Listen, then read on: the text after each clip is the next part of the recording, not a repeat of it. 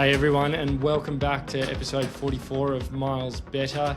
It's been a big couple of weeks with our new format where we dive into people's training behind some breakthrough races that they've had to really try and understand what the drivers of performance are. So we went through Josh, myself, Jimmy Whelan the other day, and today we've got a special guest on whose progression has been extreme to say the least. So it's going to be super juicy in terms of the training data that we can dive into and the breadth of training blocks in terms of the volume of them as a starting point, and then seeing how that reflects in the results. He's a 14:52 5K runner. He's run close to 30 dead in the 10K, 67 minutes in the half marathon at Bath earlier this year, which he's just told us he's incredibly proud of given the conditions, and has gotten him selected to run a half marathon at Antrim on behalf of Wales in a couple of weeks' time. And he's also run a 2:22 marathon. So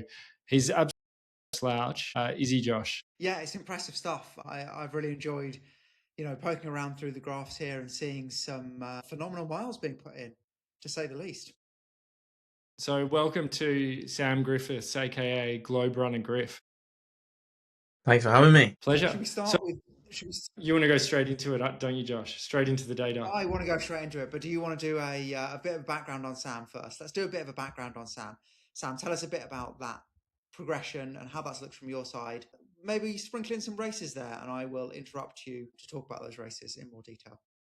Yeah, perfect. So 3 years ago, I was 125 kilos and I couldn't race. I actually, to break through my running journey, I signed up to a 10K and I didn't finish. I got to 9K, average heart rate of 180, and literally couldn't finish the 10K. And it was that point I decided, you know what, I really want to kind of kickstart my running journey and see how far I can take it. So yeah, over the past 3.5 years now, I've progressed quite quickly. So that was March 2023. I couldn't complete a 10K, and by October that year, I think I broke 40 minutes for the 10K. So a very, very rapid, quick progression into it. And then moving forward, then got a qualification into the London Marathon. So I built up my times from the 5K all the way through to the half marathon. And in April 2025, it was my debut marathon. And that was London in the heat wave that it was. I gave it my all and I finished in 2 hours and 50 minutes for my debut marathon, which I was actually at the time pretty disappointed because I felt like I could have gone quicker. But given the conditions and like how I look back on my training now, that was the best I could do on the day given those conditions. And then from there, then it's been an absolutely mad progression. So April 2025 was a 250. Then September 2025, I ran a 237 at Berlin. Fast forward then another 3 months in December 2020. Another hot day in Berlin as well, right? Like Josh and I both ran that day, and I definitely blew up in the heat. I should have probably finished around you, but was about 10 minutes back. So yeah, another asterisk on that one. It's possible that you overtook me while I was vomiting at the side of the road, actually. That could be very possible. Course, I was around about there and spent about 2 minutes doubled over. Yeah. Some poor spectator's feet. While you're talking about these races, let me just share my screen for anyone watching on video. They can see a little bit about what you're talking about. So this is that this easy marathon wasn't a race, so kind of we can mentally scratch that from this list. But that April 2025 250. Yeah, then September Berlin 238, and then it just gets better and better from there. Yeah, so then I went to Valencia with my goal of breaking that elusive sub 230, crossed the 9 in 2:29:33, I think official, and I thought that was my running journey over. I thought I've peaked in running now. I've broke the 230 barrier. It was that like elusive thing, but then I took a little bit of a different approach to my training going into 2026 in terms of mileage, and that's where I really started ramping up. I was targeting maybe around a 227, 225 kind of marathon thinking for London. But in the midst of the London training block, off quite a higher mileage kind of thing, I did the Bath half marathon, which is probably one of my best results, given the conditions of that. It's not a flat course. It was a very windy day, and I ran my half marathon PB of 1:07:05, which I was really, really proud of, and negative split that as well. So I knew something special was on for London then, which was a month later. Then yeah, April 2026, I ran London Marathon in 2:23, and I think it was like 2 or 3 seconds, something like that. And I was absolutely buzzing. It was, for me, I'm not very good at. I'm a heavier marathon runner for the times I produce. I'm in and around the 80 kilos for 5'10" or 178 centimeters, which when I stand on the start line, I would say I sit on the heavier side.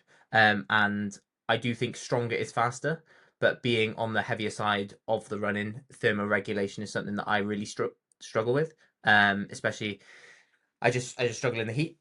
So 2 weeks later, there was a Copenhagen Marathon, which was going to be my B race. And essentially, what I said to myself was, if London was anything like last year, I'm not going to send London, and I will wait to Copenhagen. London was okay, but the sun was still out, and I thought, oh, I've got to give myself a chance. Like, you're only at London once, so I went all out at London, and then nothing booked for Copenhagen. I had the spot, and then about 5 days before the marathon, I was feeling all right. My legs felt all right after the marathon, and I was like, well, I could go out there and do that. And then I got a text from my friend. By the way, there's a 2:20 pacer, just to let you know, if you are still interested. I was like, oh, go on then, I'll book my flight. So I booked my flight literally like 4 days before, went out, stayed with a mate out there in Copenhagen, and ran the Copenhagen Marathon with the elite female, which was a really, really good experience. And I crossed the line in 2:22:30. I think I was on pace though for about 35k, but then my legs started to hurt, and that's probably down to the fatigue of London. But yeah, I managed to cross the line in another PB just 2 weeks after London, and then decided to take a break from the marathon. And one thing I would say, like, obviously I've touched on like my weight and like thermoregulation. One thing I personally do after each marathon is make a good effort to put on weight. So after Valencia Marathon, I put on 8 kilos straight after the marathon. After the previous marathons, I tend to be around 5, but I went a bit crazy after Valencia. But I put on a bit of weight and then try and cut down over a longer period of time, so over a 3-4 month block, to my race weight, ready for the marathon. So yeah, that's pretty much my marathon journey, from 125 kilos to a 2:22 marathon. Well, let's. Before we I before we want to go talk into about. I want to touch on the weight thing there, because that's a really interesting point, and I don't hear. I actually haven't heard anyone else say they do this explicitly, and I'm in the same boat in the post training cycle. I also attempt to. I'm not a particularly big person at all, but I do also attempt to add a little bit of weight there. I think this is a really smart thing to do, because when you're, I don't know, I mean, but well, I do know, I've got the numbers right here. You're putting in big miles, right? This is your lead up to Valencia, and you're doing nearly 100 miles a week, peaking out at about 100 miles a week. You have to eat a lot to fuel that, right? Yes, yeah, you do. Sometimes it can be hard to meet that fueling requirement, and if you've got a little bit of like stores to fall back on, it can be a little bit easier to, I find it can be a little bit easier to handle those big weeks in an upcoming block if you've just got something to fall back on. Whereas if you're light going into the start of a training block, it can be a bit harder to hit those really big weeks, because you can't, because you have to make sure that you really hit your fueling every single day. There's no get out of jail free card. Is that kind of the same logic that you apply there? Similar. I think for me, like, I take recovery so important, and like, so I strip it back to basics in terms of like sleep and food. So like I know over a long block that I am slowly depleting myself out of energy. And obviously I do a carb load and do all of those things, but I really need my body to get back all that fuel, all that glycogen, get back to some normality, because like training for a marathon isn't normal for your body. You are pushing it to extremes. So I want to just basically refill my body back to normal, feel good in myself, and then start training. And then as I start training and bringing up the load, my weight does slowly drop. But I do it quite sensibly. Like I do like a very small calorie deficit a day, and make sure I fuel around the runs, make sure that those key sessions are really well fueled both before, during, and after, so that I can gain the maximum benefit. And then over like the 3-4 months, then I will drop the 5 kilos down back to like what I would call my race weight, or the weight in which I've been when I've hit my PBs, which is still heavy, but it's not as heavy when you've put on the 5 kilos. So for me, it's just restore, and then you can start the block feeling like you've got loads of energy, and then see that progression rather than starting the block feeling fatigued, etc. I think that's interesting. It's kind of the same thing from a slightly different viewpoint, but we're ending up doing a similar thing there. And I think that's interesting. And not very many people go out of their way to do that. It kind of happens naturally for some people, but often not done explicitly. Looking quickly at this Valencia block, phenomenal rate of phenomenal, like, consistent improvement in your race predictions all the way from the end of September or middle of September up to Valencia. So you gradually ramping up that training. Beautiful. You mentioned you don't have a coach, right? How are you structuring these weeks, and how are you structuring your training to get that nice, consistent improvement in fitness? So the way I look at my training is, in anything in life, consistency is always the number one thing. So people say that I'm too data driven, but I love seeing a Strava graph that is strong and consistent.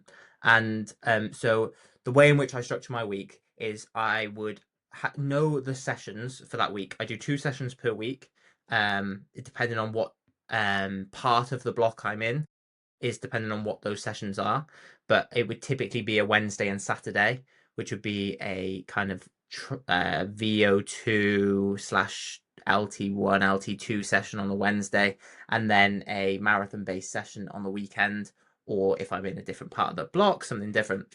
So I put those 2 sessions and I know what I'm doing for the week. And then I set my mileage target for the week.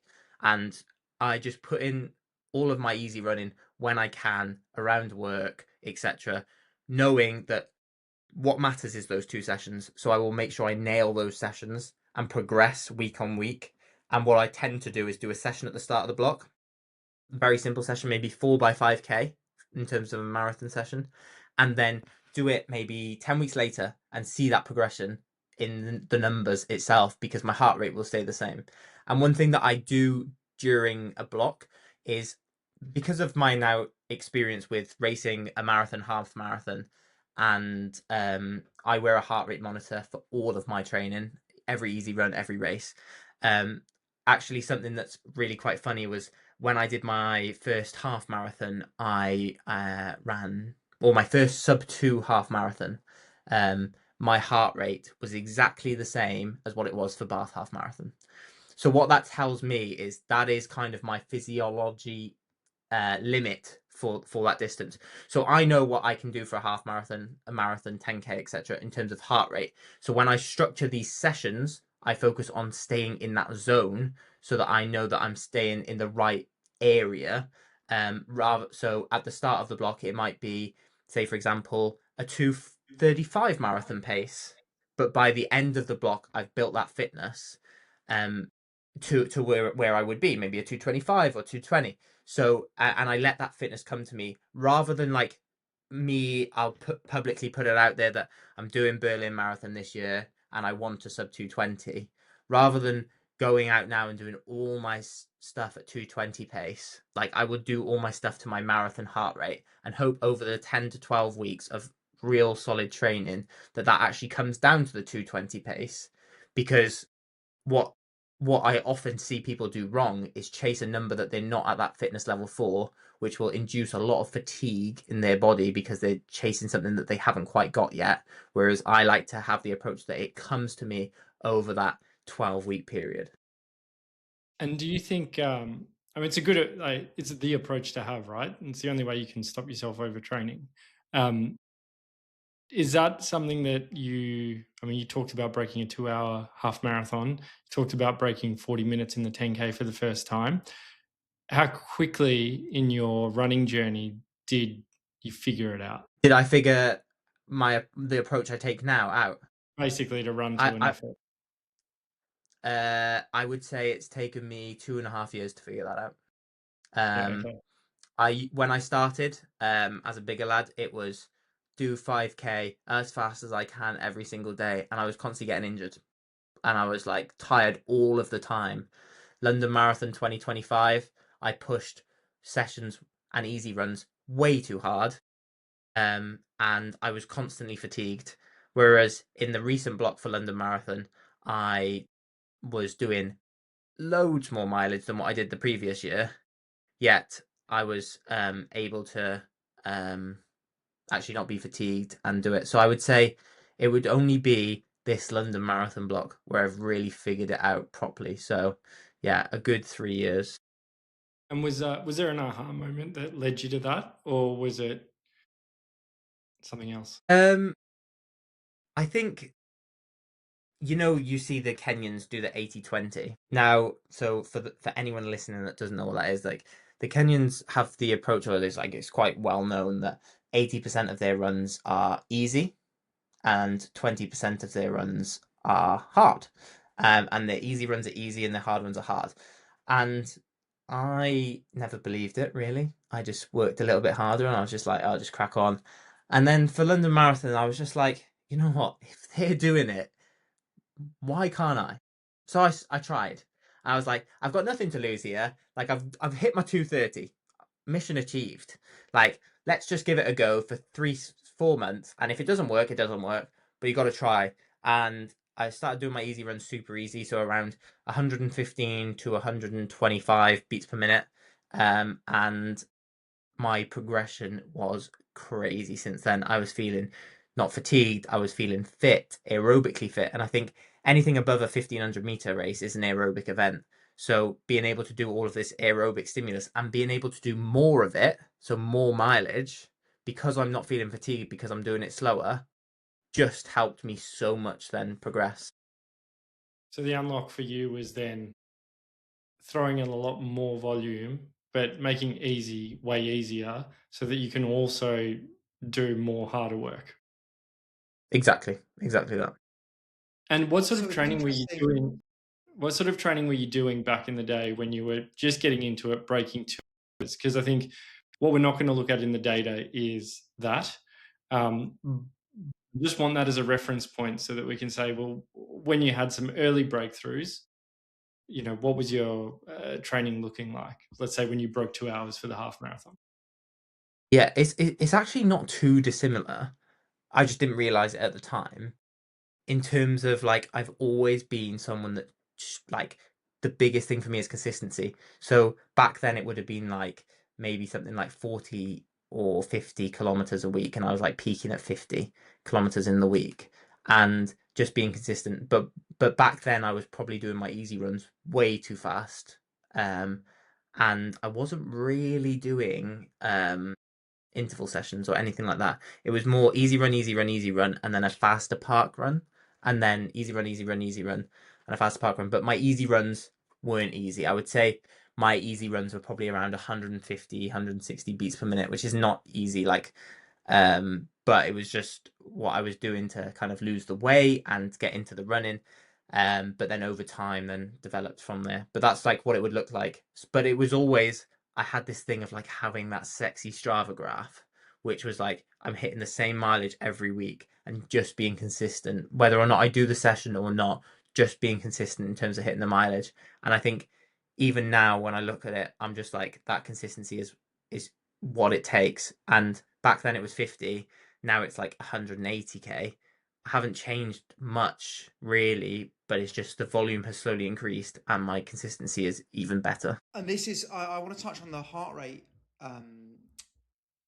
conversation, Sam, because it's interesting that you seem to. So this, I don't know if you've looked at this in kaizen, this concept of beats per kilometer, kind of heart rate strength. So this is, in case anyone listening is interested, beats per kilometer is a way of um, visualizing the strength of your heart and cardiovascular system, and it's kind of how many beats it costs you to run a kilometer, and stronger, more powerful cardiovascular system, it's going to cost you fewer beats to run a kilometer. So you say you do your sessions at like marathon heart rate, and your race heart rate hasn't changed across these years, but you're able to get more out of your heart rate as your training block progresses.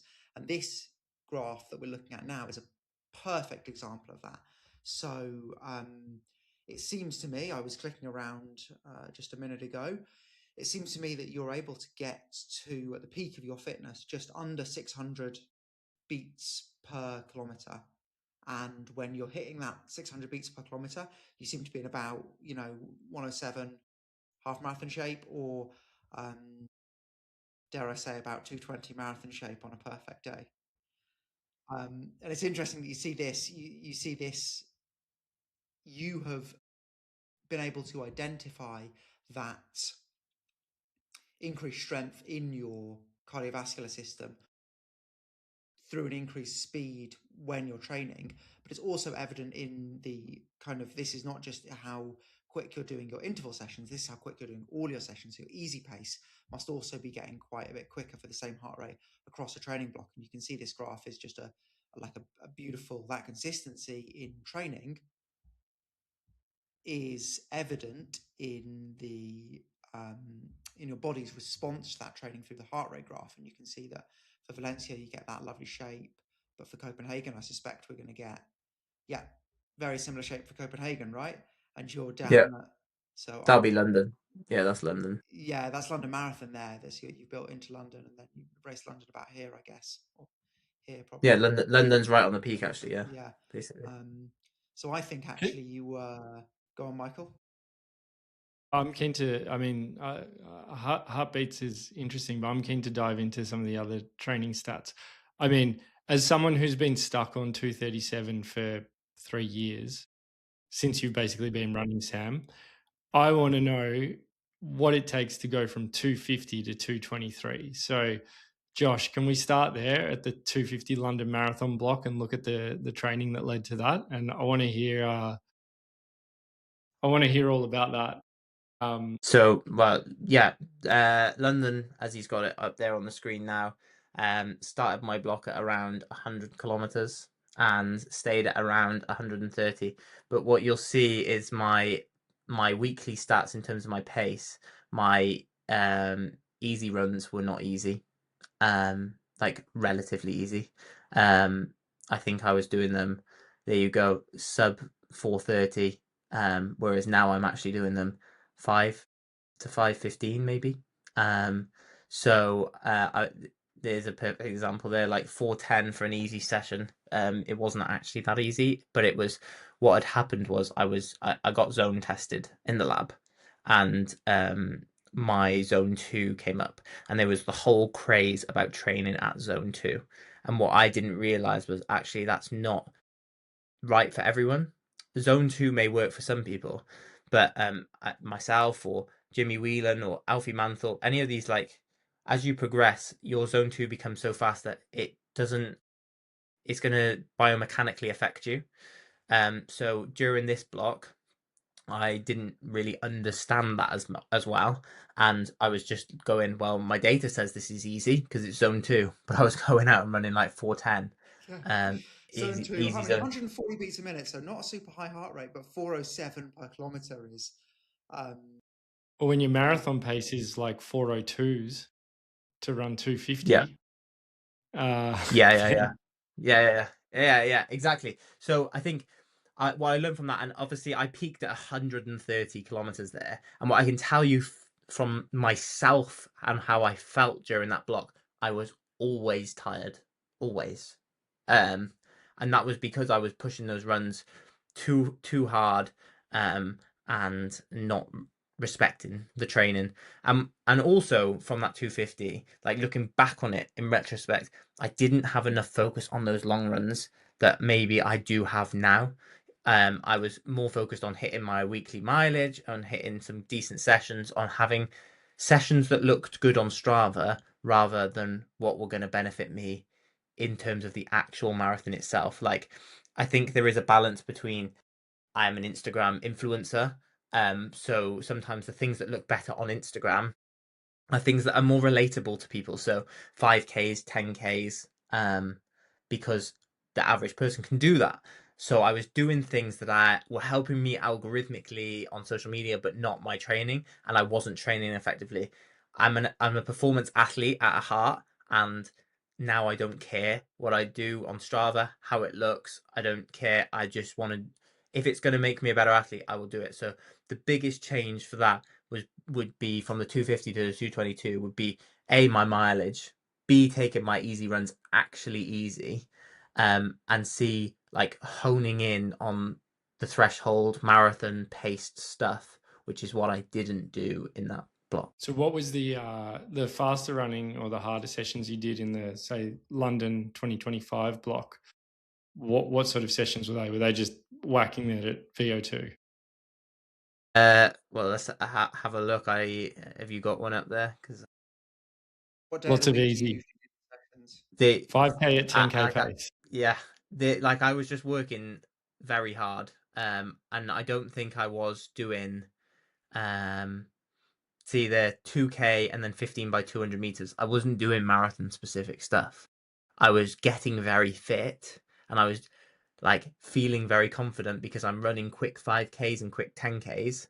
But what I'm not doing is running quick marathon sessions in terms of like for my relative fitness for where I was at in the 5K, 10K. Yeah. So it's all just completely miscalibrated. Yeah, pretty much, yeah. And then Berlin, I started doing a little bit more specific and higher volume, so around that 140 kilometer mark, and started doing a bit more specific, and then feeling stronger over longer runs, and I slowing my easy pace down for the week, and then basically what's happened is over the different blocks, my average pace of the week has gone down and slower. My mileage has gone up, and I've gone so much quicker. Let's have a look at this year's marathons then, Josh.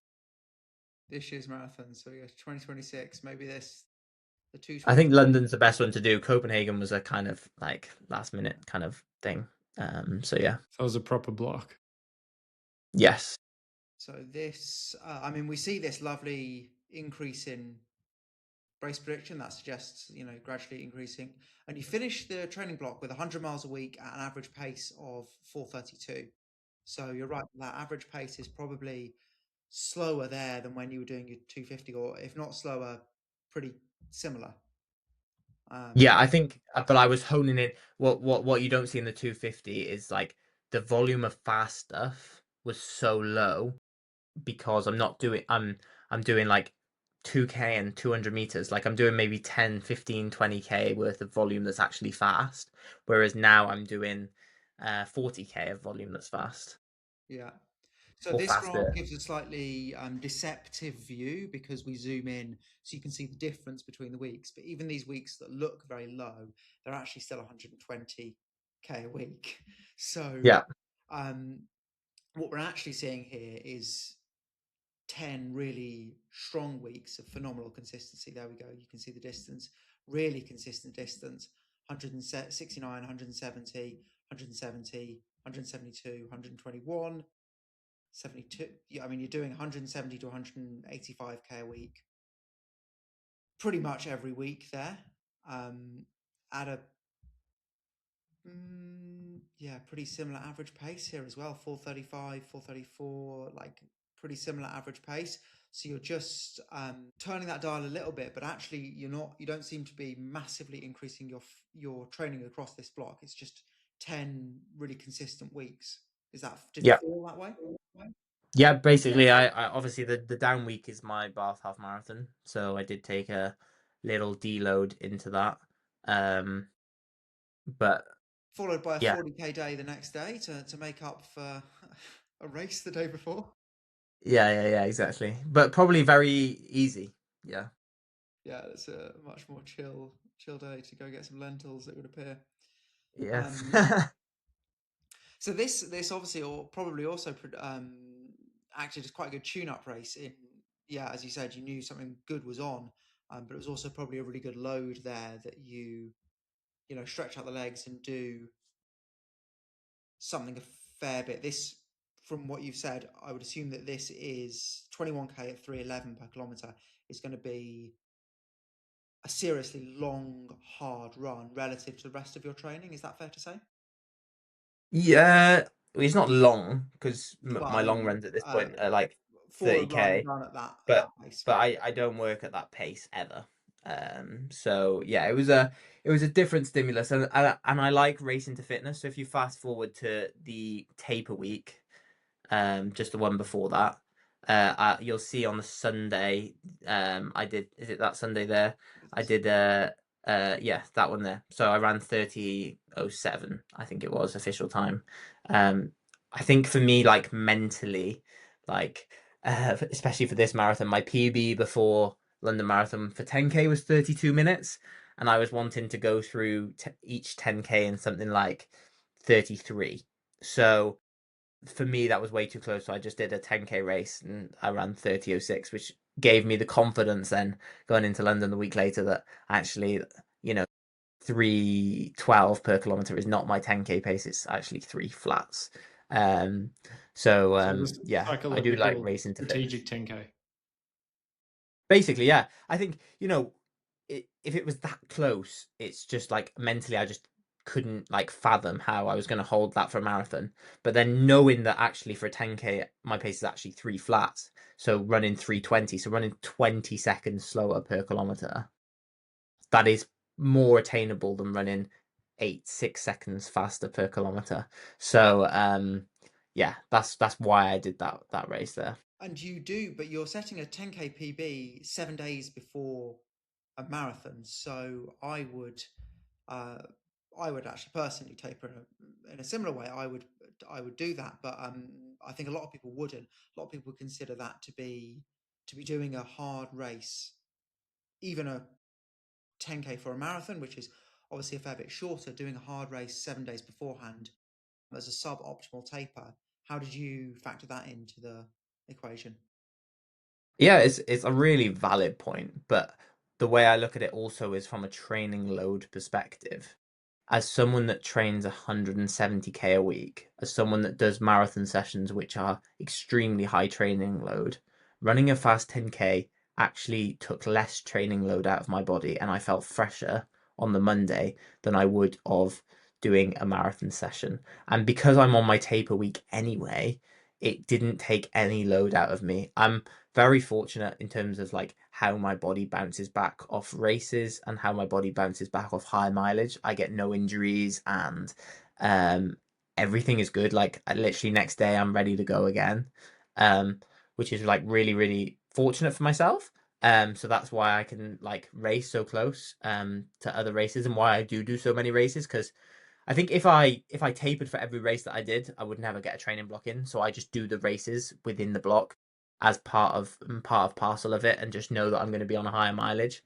But my body reacts well to that. So I think the training load of a fast 10k is actually not as much as even a mediocre marathon session. So it's fine for me. Yeah, I would I would agree with that, and I think I can imagine myself. Certainly, I know that my fastest 5k is coming a few weeks before a big marathon, because it's you do all of this training and it takes so much time and energy to do all of these. You're doing 180k's a week. That's like 12, 14 hours, something like that, 15 hours. Yeah, 14 and a bit. Yeah, Yeah. 14. Um, it's a lot of time to be putting in, and you've spent all this time building this fitness. So then you're so fit at the end of that that even, yeah, a fast five or 10k in the last few weeks is actually not too taxing, and you can do it even on the tired legs of the training block and end up with a good result. If Were you aiming for, just personally, were you aiming for the sub 30 in that 10k that you Do just you know? finished, Do you know? or So my PB before that was 32:00. So I knew I was going to get a PB, because if I didn't get a PB, London was going to be a disaster. Like I was not going to get the time I'm after if I can't get under 32. I wanted to give myself a shot at sub 30, and at 8k, one of the guys I was racing pulled away at the bridge, and I just didn't have the confidence at that given time to go with him, given that this was already 2 minutes quicker than my PB pace. Um, Whereas now I would have gone, like now I would go with it and just hang on for dear life. But yeah, I was going for around 30-30, but knowing that I have a chance at going sub 30. So I gave myself a chance. I went through 8K in 24 flat. So I lost at the few seconds when the group pulled away, and I was just mentally battling them by myself. Um, but I think maybe in retrospect I could have gone with that group, but they went on a hill. Like it's a perfect place to attack, and yeah, mentally it just got to me a little bit. So I'm gonna actually be attempting a sub 30 10K in September this year, 3 weeks out from Berlin. Perfect. So we'll see. I'll be tuning in to see what you do there. That's exciting because it's, you know, at the end of that big training block. Good stuff. But with Yeah. that, I will not taper, so it'll be part of my big week. So I'm doing about 185K a week, and I will still do 185K that week that I'm racing the 10K. It will just replace my marathon effort session, which I will probably push more on to the start of the week, so that I'm still not losing anything and still gaining as much as I can. But this will be kind of my VO2 session for the week, where I just bang it out and still hit my mileage.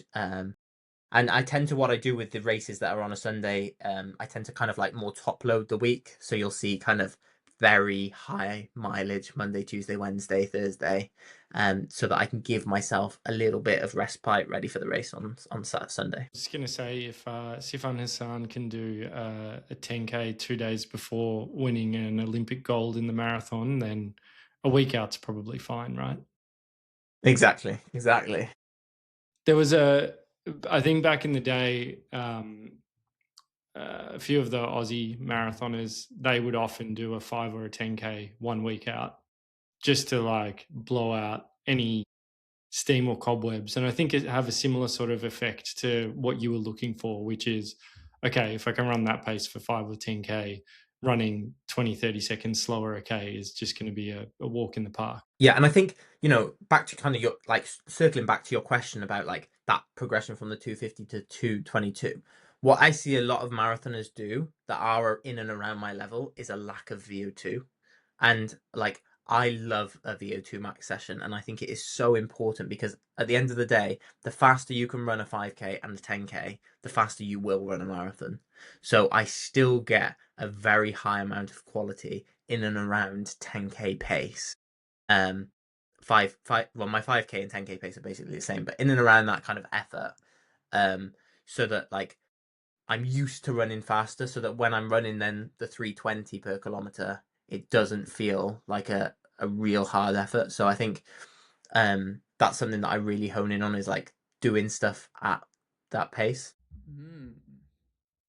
Which when do you think you were your absolute fittest? When do I think? That's a really good question. I think I was I felt extremely fit at Bath Half Marathon. That was probably my I'm optimal. Like I think if I had raced Bath, if I had raced a marathon the same weekend I raced Bath, I would be the fittest. Let's see if Kaizen agrees. So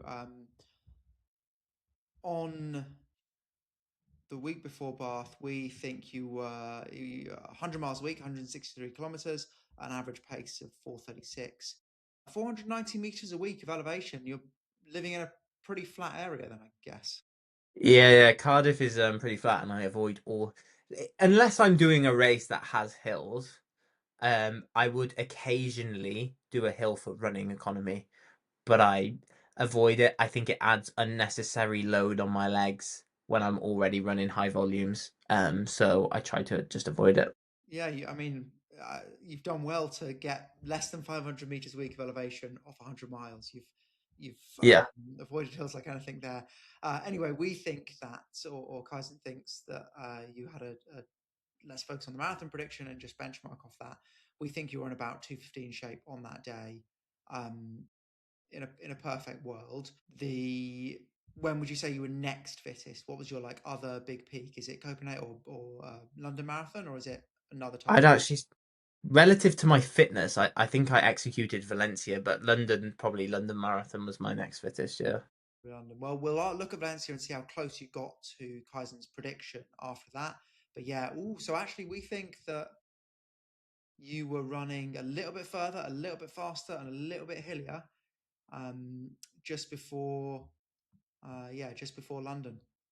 Yeah, one thing that I never did on Kaizen is like fine tune my predictions. Like when I would race like a 107 or whatever. Like even like if you go to this week, it'll be way faster because I don't.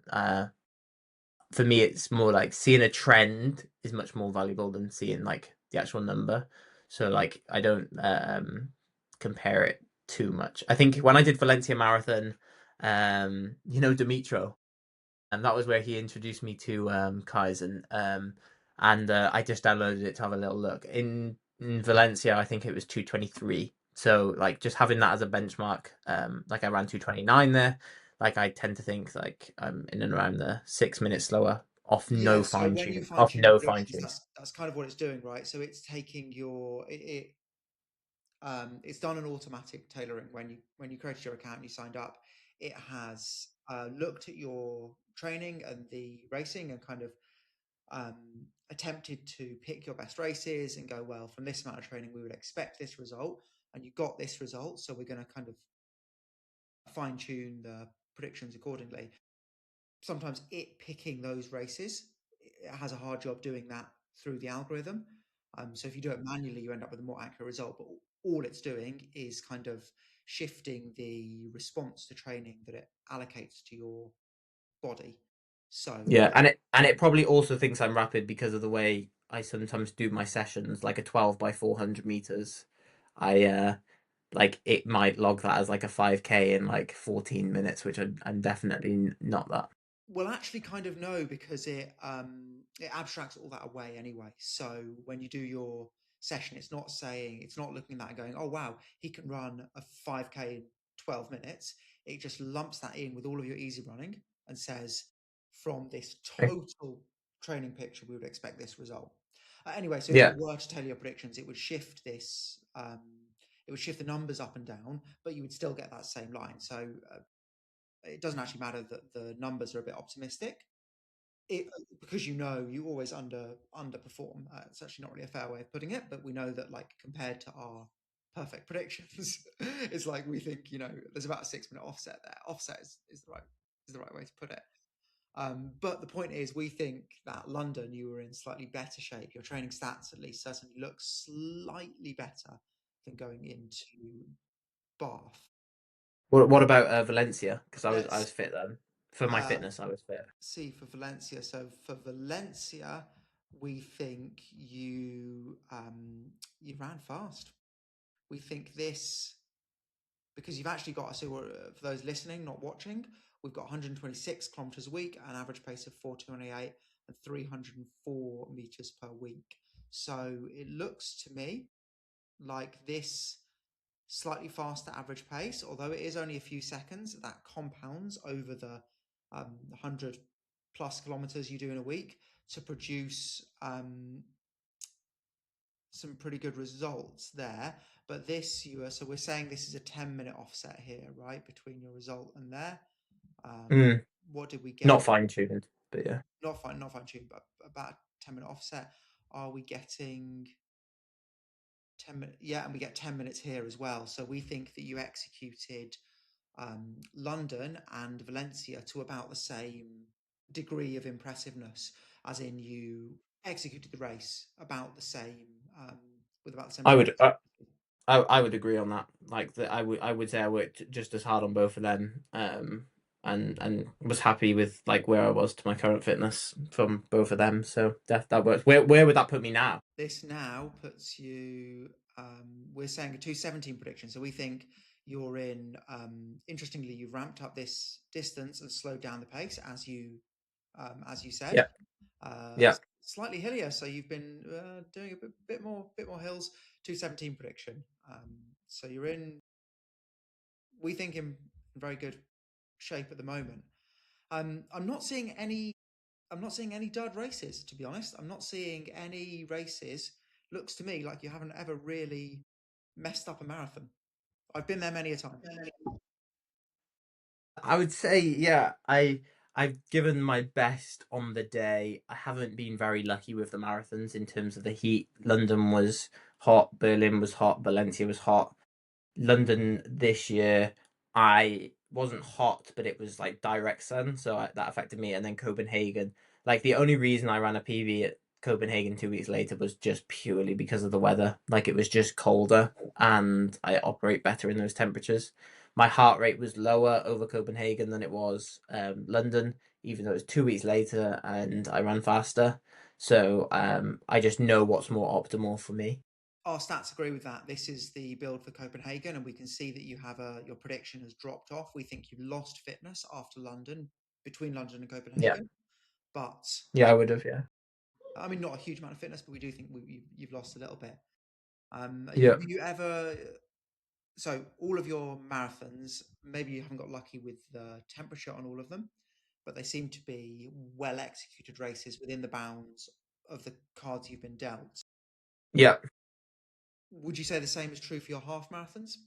Because there's some great ones in here. Uh, I would say, yeah. I mean, that's first sub 70 in October 25. That was the first time I've ever broken 70 minutes. That was probably a very like best effort. And then I would say the same amount of effort went into the 67 as well. Just kind of like 6 months later.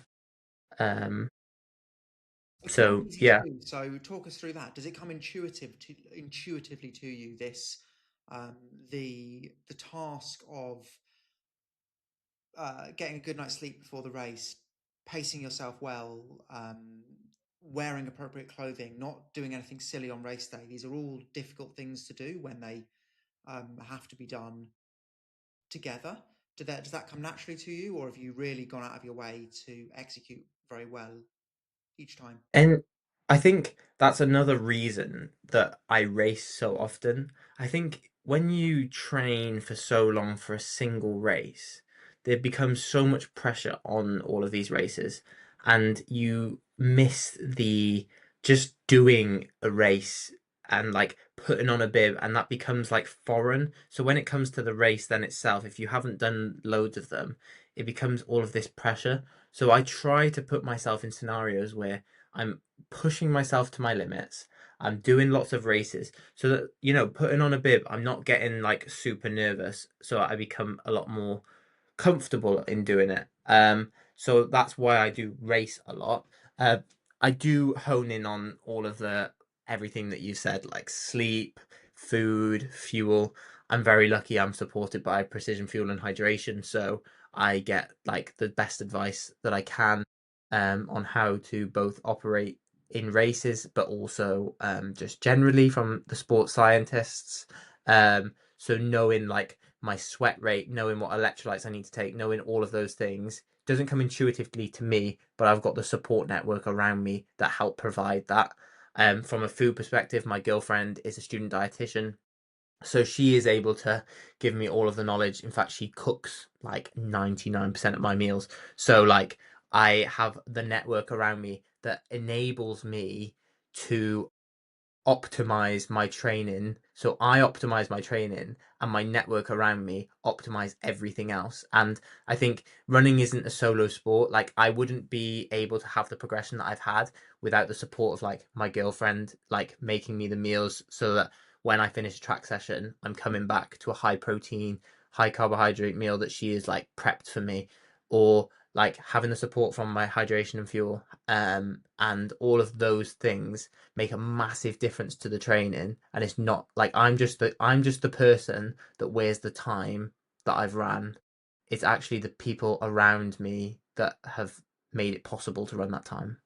And again, that works with my training partners and all of that. Like I wouldn't be where I'm at without being able to train with people better than me, being able to train with people around me, like going out for an easy run. I absolutely love it, but I would not enjoy it as much if I was doing it solo. So, like, all of those factors have made a huge difference. I'm just the person that crosses the line in the time, but actually, it's everyone else that has helped me and got me to that point. Let's talk about the future a bit. You got Berlin. Have you got goals for Berlin? Yeah, so let's go future races. So the next big one is Antrim Coast Half Marathon, where I'll be representing my country, Wales. And I would like to think that I could run a PB in 3 weeks' time.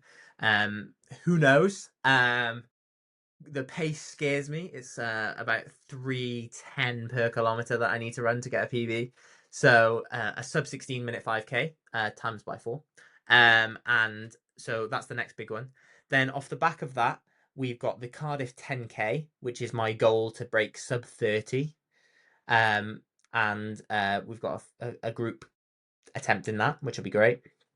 And then we've got the Berlin Marathon is the next big one, which will be mega. My goal is to break that 220 barrier, but traditionally Berlin has been quite hot over the past few years. So noting if it is a heat wave day, and I know how my body works, it may be a challenge to do it in the heat, but you've got to give yourself a chance. It's an amazing course, super quick. So we'll give ourselves a chance in Berlin. But we also have another marathon lined up this year. So we'll come off the block in Berlin and go straight into kind of the next just transitional period. I've got the Rome half marathon with Brooks in October. So that'll be a nice little tune-up race. And to see where the fitness is then transitioned into the winter. And then we've got the Valencia Marathon on the 6th of December, which if I run sub 220, I might set a more ambitious target for Valencia. But if I haven't run the 220, Valencia will be my my next attempt in breaking that elusive barrier. So we've got 2 big marathons lined up, Berlin and Valencia, which is very, very exciting. All right, now let's get that training simulator up, Josh. Let's see the training you need to do. Well, I was actually we'll go to the training simulator first. I'll note that your heart rate's looking strong, 590 beats per kilometer right now. And before going into your half marathon PB, you're saying you're at 594. So we think you're physiologically speaking in shape for a PB right now. That's my cards on the table. That is great news because I use heart rate obviously the most. So that's, for me, that's a bigger indication because I know what I can sustain for a half marathon in terms of heart rate. So that's a perfect kind of thing for me to know, like even just mentally, that I can sustain that. We think if you can sustain that heart rate and you execute well on the day, you've got room for a PB. So, Michael, guide us here. What numbers am I putting in? Well, go marathon because I can't remember what the offset we've got is for any of the other distances. So let's go marathon and see what gets a 209 because if we're talking 10-minute offset, that's probably around the 219 mark. So I reckon it's going to be somewhere in the 180s is my gut. Let's give a little bit, just a little, not much more hills, but maybe 700 meters. I won't be doing hills. I won't be doing hills. No, just natural. But this, assuming you run on the same gradient, so you collect a few more elevation meters just by doing more kilometers, right? Let's keep it at 675. We think you're going to need to hit. Probably about that. Yeah, something like we think. Yeah. Ooh. This is averaging this over the next. Yeah. Well, it's funny because I've actually got my plan over the next 8 weeks, and my average is 185k, and it will probably be around 4:30 pace on average. If kaizen thinks if you can hit 185k, 4 minutes 30 per kilometer, doing broadly the same elevation you're currently doing, elevation doesn't actually matter as much as lots of people think. So broadly, this similar elevation and a little bit of cross training as you're currently doing. Just keep doing the same cross training. You're going to be doing 15 hours a week of training. Yeah, that's about right. You could be in shape, we think. Well, we'll have to give it a go. It'll be interesting to see kind of on the heart rate from where I'm at in terms of my heart rate in comparison to like when I did the London. So you said the half I was in 594 and I'm currently in 590, but for the marathon I'm assuming I was in like 570. I think it was 575 or something for London. Yeah, so at the top, where did I peak? Yeah, so aiming to get to that level of fitness to basically optimize my marathon. I mean, as you know, the heart rate is affected pretty heavily by weather, Sure. layers, all of fueling, hydration, all of this stuff. But over 180 kilometers in a week, it gets averaged out pretty heavily. Yeah. So I think it could be a very strong tool for you. You can always, Kaizen doesn't yet have a heart rate predictor baked into the app, but you can get the pen and paper out and use the beats per kilometer. It's quite easy to calculate it yourself.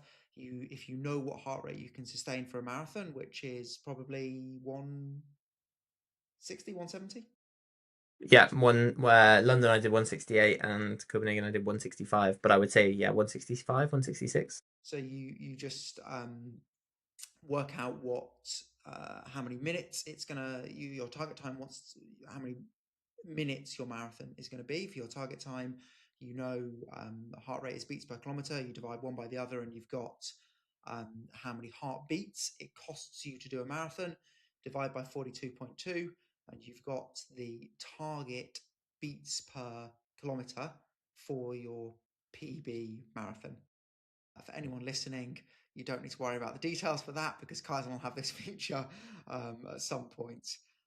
But you can also get the pen and paper out and work out what kind of cardiovascular system would be required to get that PB.